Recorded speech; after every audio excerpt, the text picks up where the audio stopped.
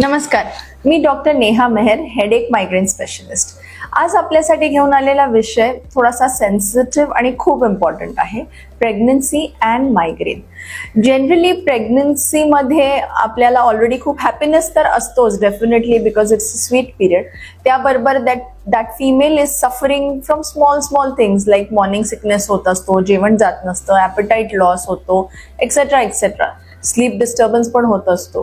ह्या सगळ्या गोष्टींबरोबर जेव्हा त्या फिमेलला किंवा त्या बाईला मायग्रेन होतो, it is a dreadful combination.